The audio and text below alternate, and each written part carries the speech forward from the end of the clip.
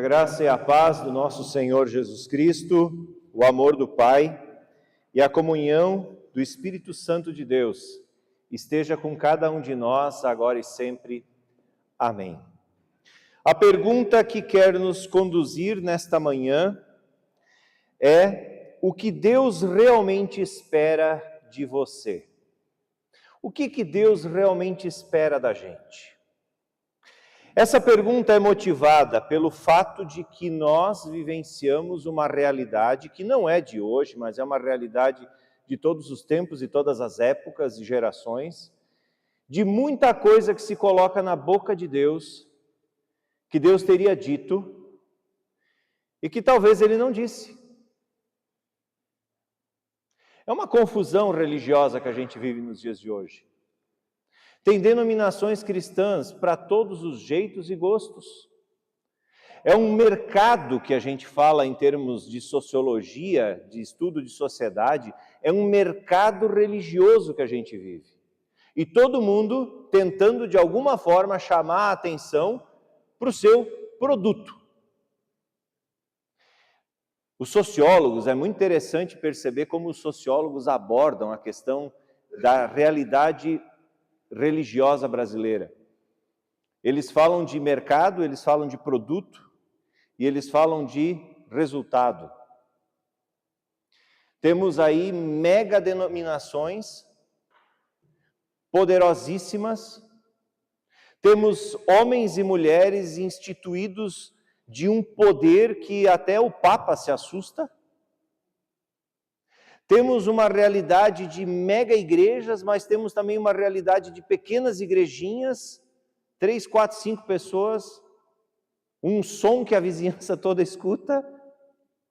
E aí nós temos também um grupo no meio desse todo que são os luteranos, um povo mais quieto, mais discreto. E eu fico imaginando Deus olhando tudo isso e dizendo assim: o que vocês fizeram, gente? Muita coisa do que está sendo dito em meu nome eu nunca disse. E muita coisa que deveria ser dita, vocês não estão dizendo. Porque também tem isso. Se coloca muita coisa na boca de Deus, mas também muita coisa que Deus disse não se fala. Então, o que Deus realmente espera de nós? O que Deus realmente espera de ti e de mim? E a gente precisa ter clareza disso. Porque se a gente tem clareza disso, a gente vai entender a profundidade da fé e do Deus em quem a gente crê. E a gente não vai se deixar levar por aí por ideias equivocadas. Ideias que não trazem vida, que não trazem liberdade de consciência, mas a gente vai, se a gente não tiver uma boa clareza sobre algumas coisas, a gente vai se deixar arrastar por tudo que ensinam por aí. Aí tu vai ver um youtuber, tu vai achar que ele é o cara, vai seguir ele, e na verdade vai estar por um caminho completamente equivocado. Por quê? Porque a gente talvez não saiba o que de fato Deus quer da gente. E talvez alguns estejam pensando: nossa, pastor, mas um pouco de audácia em uma pregação, querer dizer o que Deus realmente espera da gente? Não, eu não me atrevo a dizer que eu vou terminar o assunto hoje, mas eu me atrevo a dizer que eu quero jogar um pouco de luz para dentro dessa confusão. E o texto indicado pela nossa igreja para pregação no dia de hoje é um texto que quer justamente jogar luz para dentro dessa temática. O que Deus realmente espera de ti? Tu já fez essa pergunta? O que Deus realmente espera de ti num casamento que não está legal? O que Deus realmente espera de ti no ambiente de trabalho? O que Deus realmente espera de ti no contexto familiar, onde de vez em quando a coisa fica complicada? O que Deus realmente espera de ti quando tem uma herança para dividir e estão brigando? O que Deus realmente espera de ti quando tua amiga de trabalho te confidencia um segredo que tu sabe que pode ser uma tragédia o que ela vai fazer, mas que tu diz assim: eu preciso fazer alguma coisa? O que Deus espera? O que Deus espera? Essa é a pergunta que eu também, como pastor, muitas e muitas vezes me faço, diante de algumas situações da vida comunitária. O que Deus espera que eu fale? O que Deus espera que eu faça? É impossível não fazer nada. Algo tem que ser feito. O que Deus espera da gente? Eu quero nessa manhã, a partir do profeta Miqueias, eu quero trazer um pouco de luz para dentro dessa temática,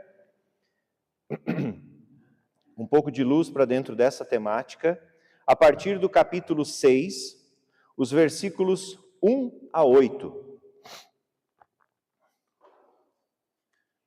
Miqueias, capítulo 6, os versículos 1 a 8. Nos diz assim a palavra: ouçam o que o Senhor diz, levantem-se e apresentem a sua causa, que os montes e as colinas sejam testemunhas de suas queixas. E agora, ó montes e firmes alicerces da terra, ouçam a queixa do Senhor. Ele julgará seu povo, fará acusações contra Israel. Ó meu povo, o que eu fiz para se cansarem de mim? Respondam-me. Eu os tirei do Egito e os resgatei da escravidão. Enviei Moisés, Arão e Miriam para guiá-los. O meu povo não se lembra de como Balaque, rei de Moabe, planejou que você fosse amaldiçoado e como, em vez disso, Balaão, filho de Beor, o abençoou? Não recorda a sua viagem do Vale das Acácias a Gilgal, quando eu, o Senhor, lhe revelei a minha fidelidade? Que podemos apresentar ao Senhor? Devemos trazer holocaustos a Deus Altíssimo? Devemos nos prostrar diante dele com ofertas de bezerros de 1 ano? Devemos oferecer ao Senhor milhares de carneiros e 10.000 rios de azeite? Devemos sacrificar nossos filhos mais velhos para pagar por nossos pecados? Ó povo, o Senhor já lhe declarou o que é bom e o que ele requer de você: que pratique a justiça, ame a misericórdia e ande humildemente com o seu Deus. Quero convidar a uma palavra de oração. Senhor Deus, muito obrigado, Senhor, por esta palavra tão poderosa e firme do profeta Miqueias. Obrigado, Senhor, que naquele tempo ela revelou uma verdade que estava sendo escondida do povo de Israel, e também ela hoje quer falar ao nosso coração, nos revelando a tua verdade e o teu desejo para a nossa vida. Assim, Senhor, te pedimos que o teu Espírito Santo fale a nós e nos ensine, Senhor, qual é a tua vontade, qual é o teu desejo e o que tu realmente esperas de nós, nesse mundo tão confuso e cheio de opiniões e ideias divergentes. Senhor, em nome de Jesus, nós te pedimos, fala a nós e nos ensina. Assim oramos. Amém.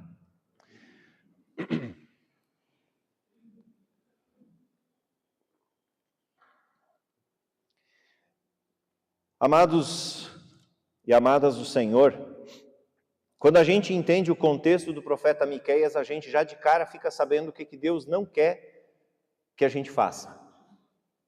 Quando a gente olha para o contexto do profeta Miqueias, a situação em que Miqueias vivia, a gente já entende o que Deus não quer de nós. Então vamos lá. Miqueias, ao contrário dos muitos outros profetas que nós temos na Bíblia, ele vem do mundo da roça, ele era agricultor. Era alguém que vivia atrás dos bois puxando arado. Miqueias vem do mundo da agricultura. E os tempos em que Miqueias vivia eram tempos de carestia, cobrança abusiva de impostos e uma máquina pública extremamente pesada. Qualquer semelhança com a realidade é mera coincidência. Uma realidade difícil, uma realidade de exploração e uma realidade de exploração institucionalizada.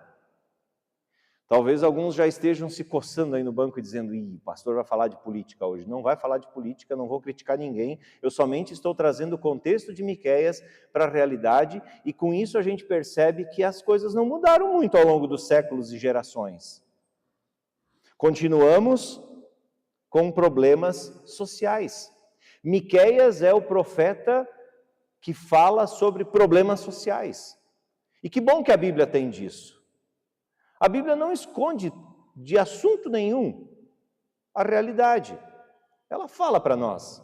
E Miqueias aborda os problemas sociais do povo de Deus. Ele aborda, por exemplo, o aumento da pobreza e da discrepância social que aumentou assustadoramente naquele tempo. Tinha gente passando fome e tinha gente sobrando comida. Israel, no tempo do profeta Miqueias, era quase uma selva. O maior come o menor. Quem pode mais, chora menos. Era assim que acontecia. Só que no meio de tudo isso, o povo dizia: onde está Deus? Onde está Deus que nós temos essa situação toda no nosso país, no nosso império, no nosso reino? Onde está Deus? Esqueceu de nós. E Deus diz: vocês que esqueceram de mim. Vocês que esqueceram de mim. E ele começa a citar exemplos. Vocês por um acaso esqueceram que vocês eram escravos no Egito? E como eu tirei vocês de lá? E os conduzi pelo deserto durante 40 anos dando comida? Mandei Arão, mandei Moisés, mandei Miriam, homens e mulheres que conduziram esse povo. Vocês esqueceram que eu cuidei de vocês? Eu acho que sim. Vocês esqueceram que teve uma situação em que o rei de Moabe, o Balaque, ele tentou acabar com vocês, e como é que eu usei o Balaão, filho de Beor, para virar o jogo? Está lá no Antigo Testamento, a gente pode conferir essas histórias todas. Deus faz um resumão aqui por meio do profeta Miqueias. Vocês esqueceram? Pelo visto, sim. Vocês estão numa situação social muito complicada, fome, miséria, carestia, exploração. Quem pode mais chora menos, o teu irmão não interessa, o teu próximo não faz diferença, o importante é que tu esteja bem. Vocês acusam a mim, Deus, de que eu esqueci e abandonei vocês. E ao invés de perguntarem o que fizemos de errado, vocês estão perguntando o seguinte: o que podemos apresentar ao Senhor? Versículo 6. Tipo, aquela criança que apronta e vem ligeirinho perguntar para a mãe: ô mãe, se eu lavar a louça para ti vai ficar tudo bem? Ô mãe, se eu der uma limpada lá no box do banheiro vai ficar tudo bem? Quem é pai e mãe já passou por isso. Quando dá ruim, tenta se ajeitar as coisas, não é verdade? O marido, deu uma pisada fora do carreiro, às vezes vem ele com flores, chocolates, presentes. Tu tá buzina com ele e ele tentando te ajeitar. Ao invés de olhar de fato para o problema, tenta-se de alguma forma contornar o problema. E é o que o povo de Israel estava fazendo. Deus, o que nós podemos fazer para ti então? Por um acaso, Senhor, tu queres que nós devemos te dar ofertas de bezerros de um ano? E aqui o estranho de tudo é que quem fazia ofertas de bezerros de um ano nunca foi o povo de Deus, eram os pagãos. É óbvio que lá no templo se sacrificavam animais, mas não eram bezerros, eram ovelhas. Devemos nós oferecer nossos filhos mais velhos? Isso era um ritual pagão, maldito, da antiguidade, de que a família que tinha o filho mais velho sacrificava ele para Deus, para a divindade da família. Devemos nós fazer isso?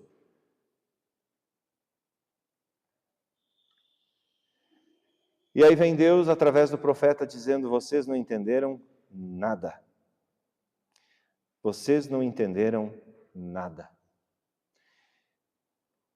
Aqui a gente precisa tomar também cuidado. Nós precisamos entender corretamente o que está acontecendo aqui com o profeta Miqueias.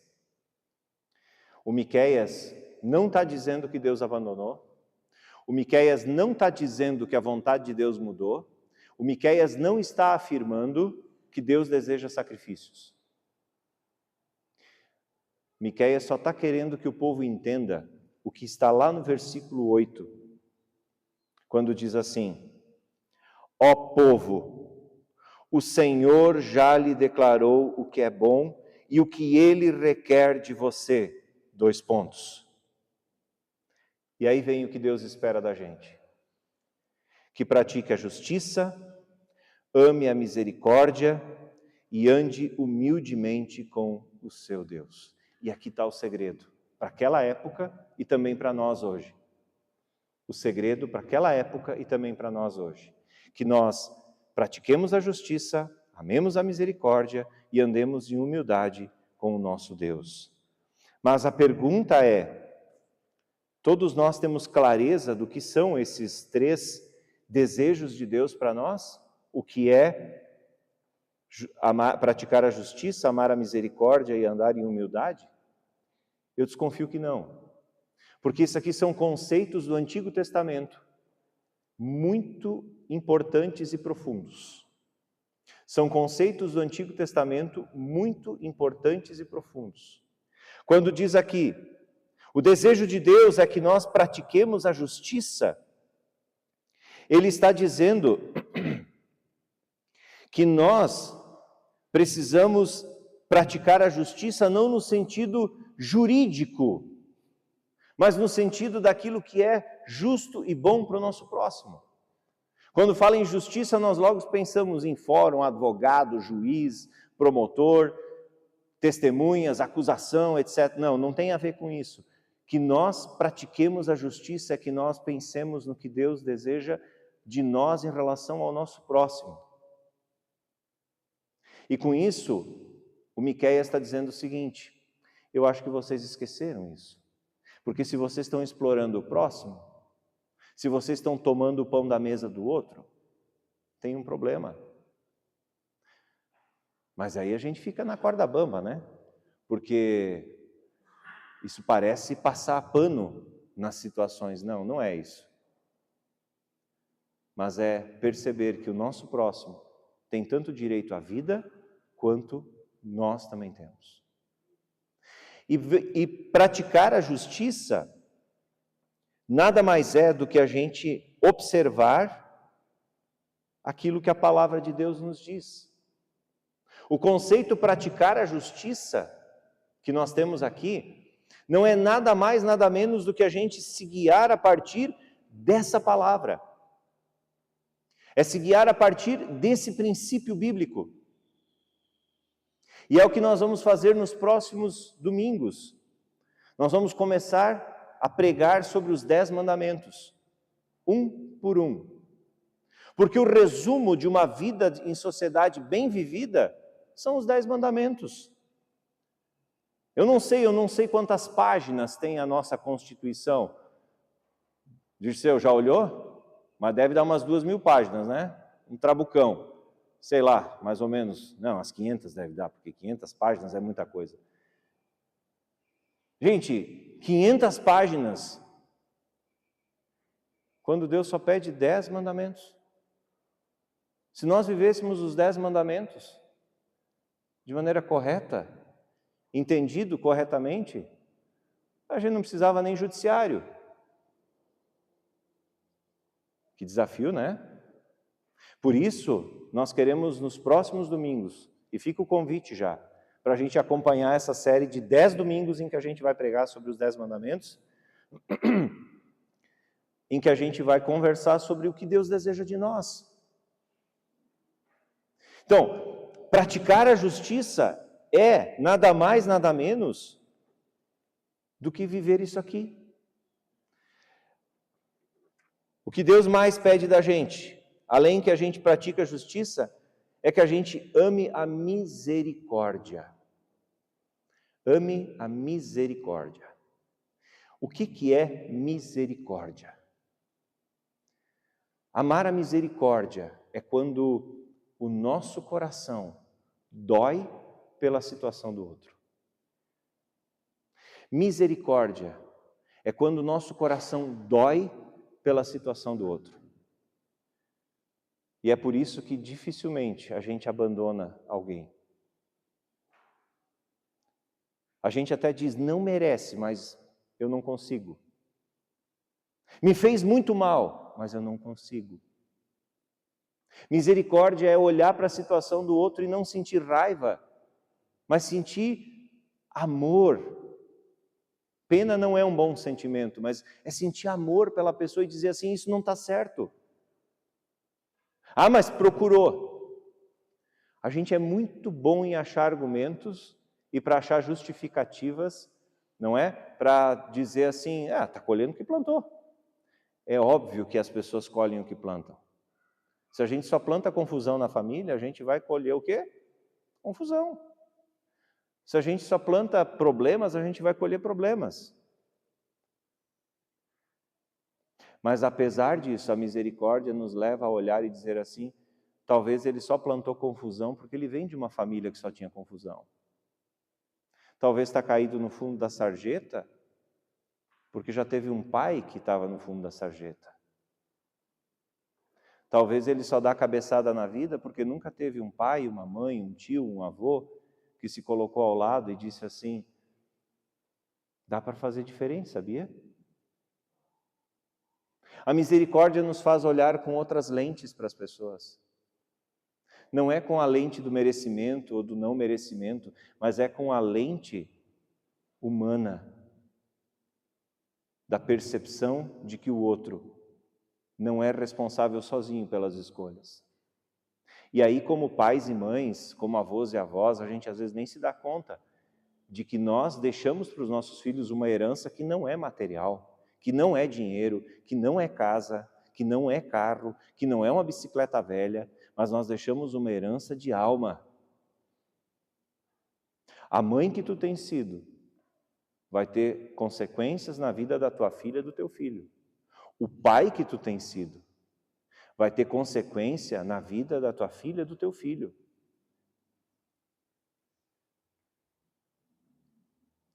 A gente precisa entender que o mundo precisa de misericórdia. O mundo não precisa de justiça.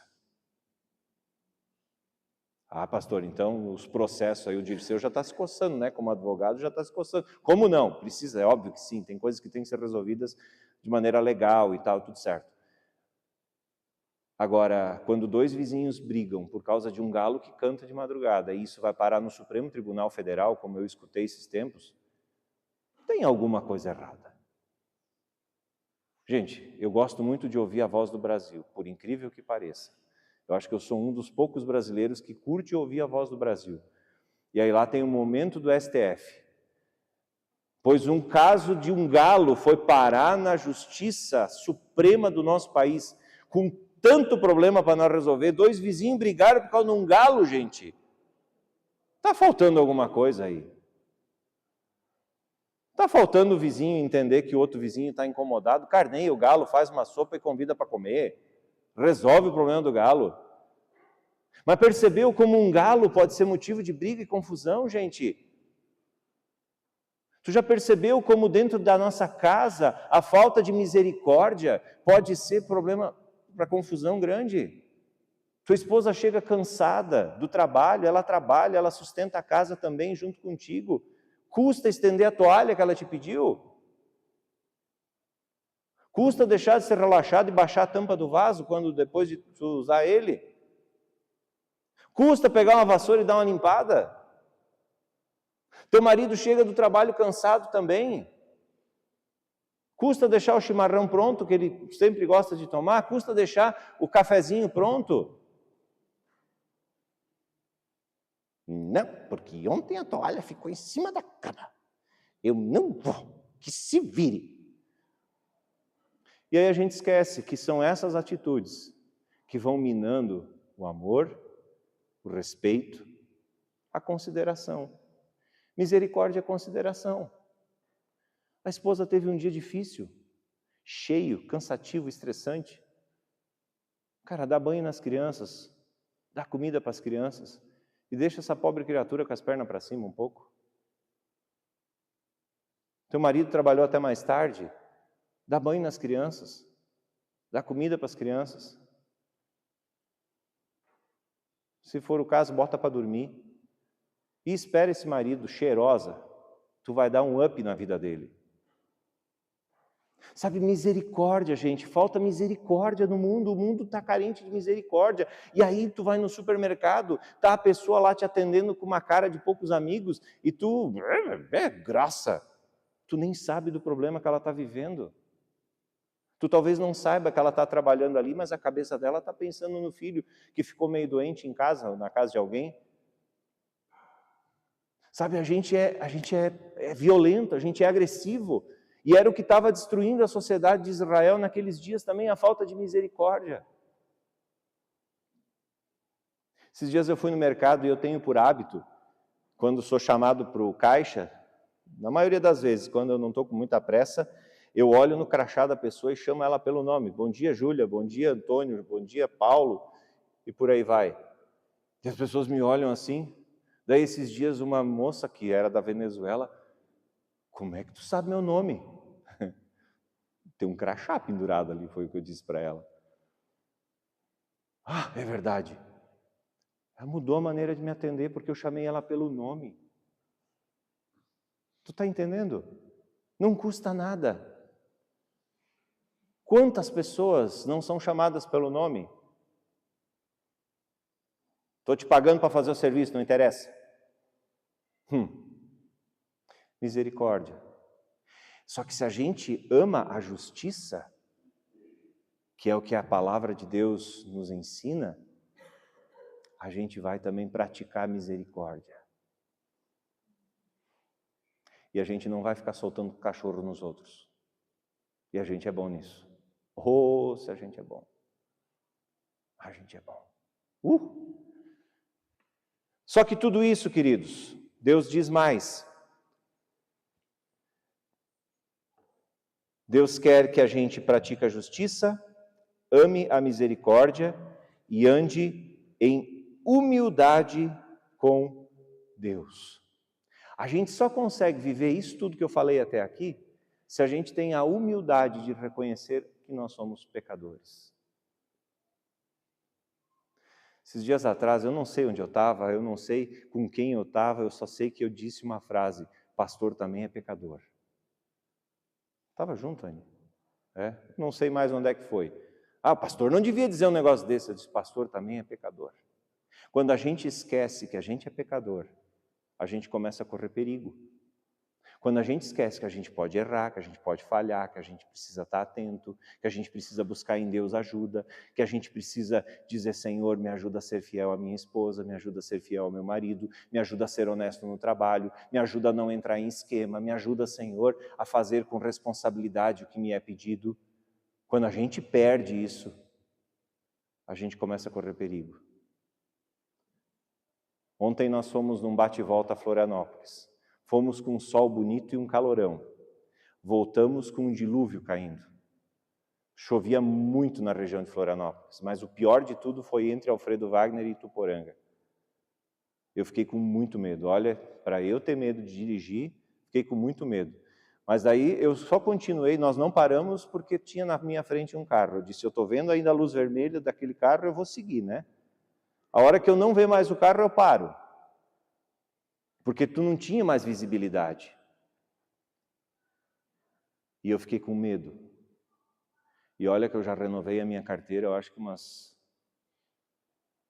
nem sei quantas vezes. Porque desde os 18 até agora, 43, já são alguns anos de volante. E eu fiquei com medo. Para! Que é isso? Não precisa ter medo. Quantas vezes tu já passou por trovada bem pior? Uma vez tu dormiu no volante lá no Paraná, tu acordou na beira do asfalto, não sabe nem como? Para! Isso aconteceu comigo, de fato. Voltando lá do interior de Campo Largo, voltando para Ponta Grossa, com muito sono, 11 horas da noite, e de repente eu estava parado na beira da estrada. Eu não sei nem como eu parei lá. Eu acho que Deus mandou um anjo, só pode ter sido Deus que cuidou. Cara, tu já parou o carro sem saber como parou, estava dormindo na beira da estrada. O que é uma chuva? Cuidado.